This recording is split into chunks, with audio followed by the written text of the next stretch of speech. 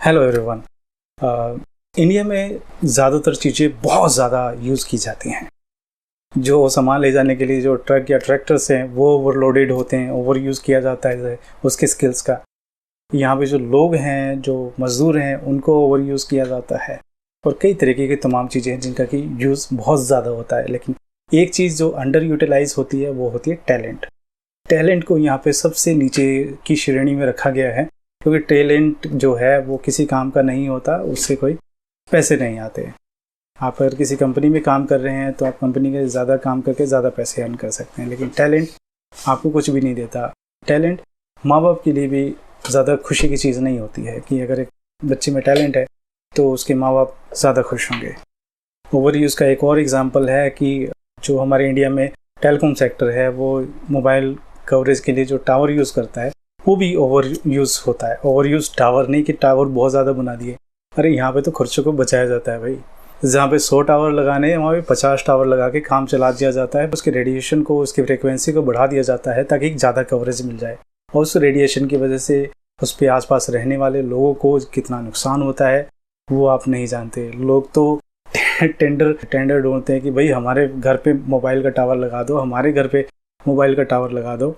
और उस मोबाइल के टावर से क्या होता है ये देखिएगा कि जहाँ पे जिसके पास ही मोबाइल का टावर है उसके यहाँ आसपास के लोग ज़्यादा बीमार रहते हैं, कई तरीके की बीमारियाँ होती हैं। और रेडिएशन की ऐसी बीमारी होती है जो किसी मेडिकल इंस्ट्रूमेंट, जो किसी डायग्नोसिस सेंटर में भी वो डायग्नोज नहीं हो सकती। आपको पता ही नहीं लगेगा कि ये मोबाइल के रेडिएशन की वजह से ये चीज़ हुई है। तो आप पूरी ज़िंदगी अंधेरे में रहते हैं, परेशान रहते हैं, बीमार रहते हैं और डॉक्टर पे जाते हैं, हॉस्पिटल पे जाते हैं, अपना पैसा, समय, एनर्जी तीनों बर्बाद करते हैं। आप अपनी सेहत और शरीर भी बर्बाद करते हैं।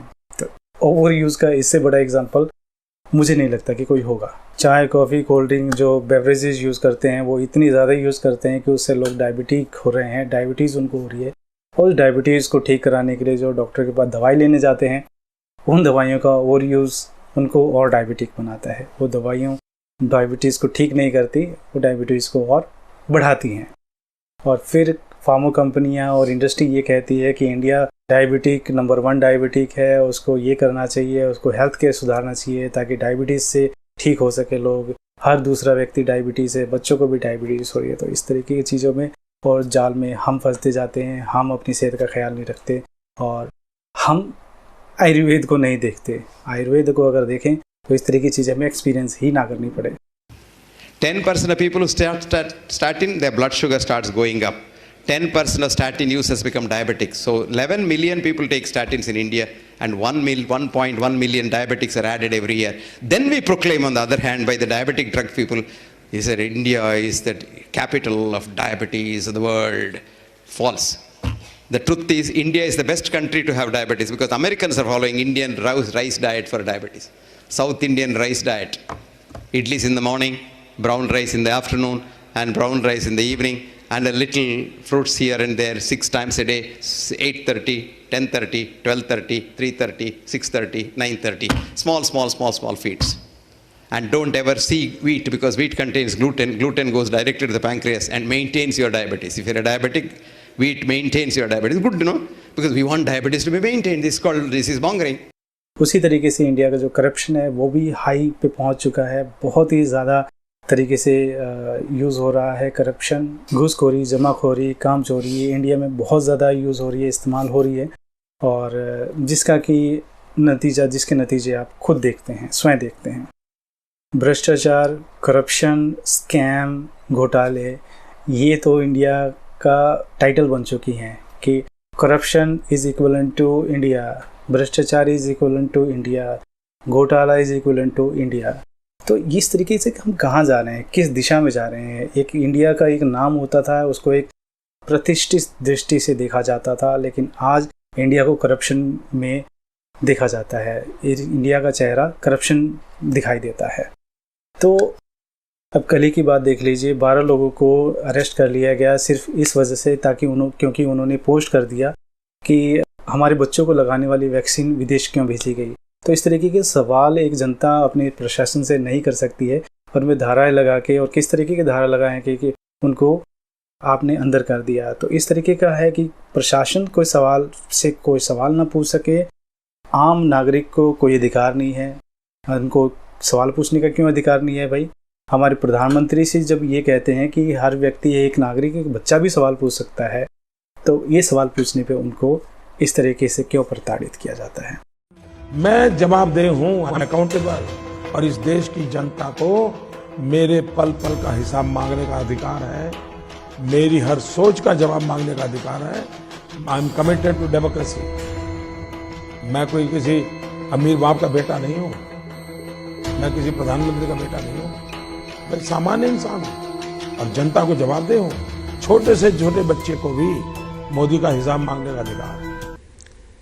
उसे सत्ता को क्वेश्चन करने का भी अधिकार हो, और यही लोकतंत्र की बुनियाद है।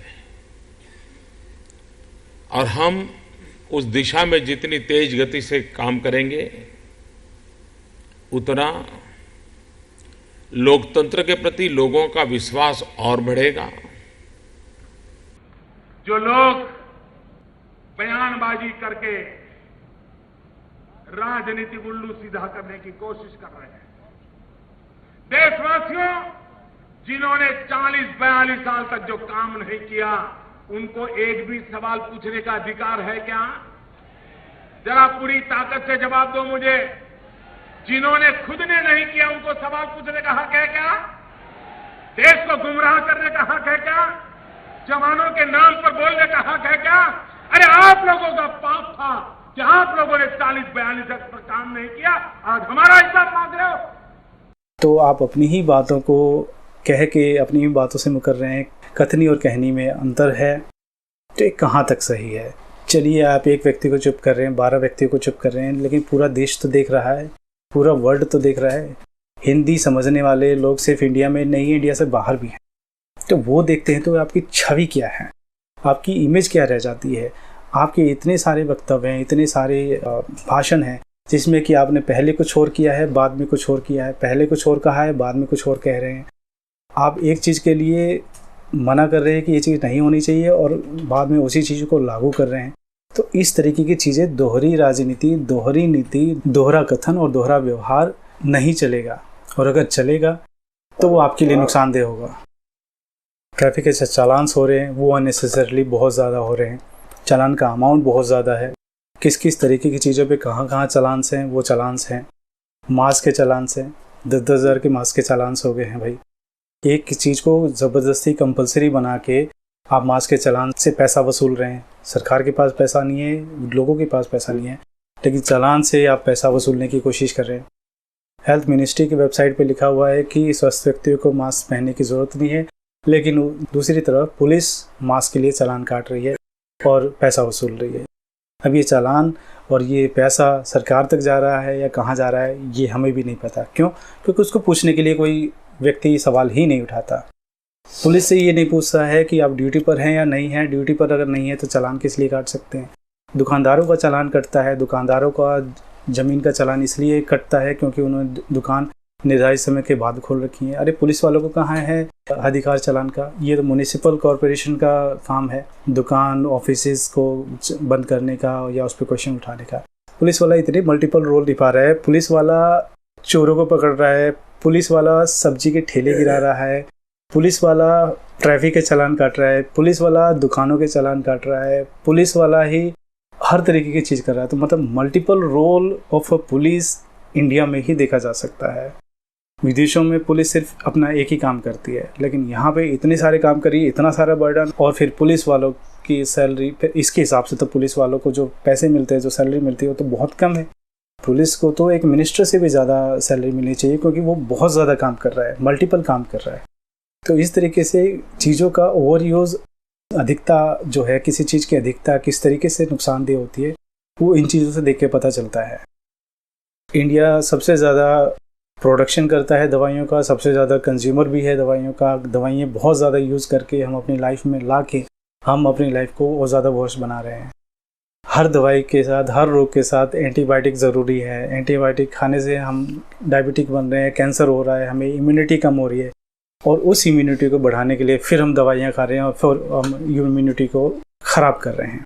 और डॉक्टर ये चीज़ आपको नहीं बताता, क्योंकि अगर वो बता देगा आपकी इम्यूनिटी स्ट्रांग हो जाएगी, आप बीमार नहीं पड़ोगे, उसके पास नहीं जाओगे, तो उसके घर में दाल रोटी कहाँ से आएगी? अरे दाल रोटी कहने के लिए होती है और सारी चीज़ें कहाँ से आएंगी? तो इस तरीके से आप अपनी टाइम, एनर्जी, पैसा तीनों बर्बाद करके दूसरों को अमीर बना रहे हो और फिर कह रहे हो कि दूसरा हम गरीब क्यों हैं। वो आपकी बेवकूफ़ी की वजह से वो लोग अमीर बन रहे हैं। तो किसी को बेवकूफ़ बना के पैसा कमाया जाता है आज के समय में। तो बेवकूफ़ बनने से बचिए, अपने आप को नॉलेज दीजिए, आयुर्वेद को अपनाइए। 80, 85, 90% बीमारियां आप खुद से ठीक कीजिए और लाइलाज बीमारियों का भी इलाज आप खुद कर सकते हैं। किसी विशेषज्ञ की ज़रूरत नहीं है आपको उन चीज़ों के लिए। जब कैंसर तक ठीक कर सकते हैं आप, तो अब कैंसर से बड़ी कौन सी चीज़ होगी? तो कैंसर तक का इलाज अगर आप खुद कर सकते हैं तो फिर मेरे ख्याल से किसी डॉक्टर के पास या हॉस्पिटल में जाने की आपको ज़रूरत नहीं है।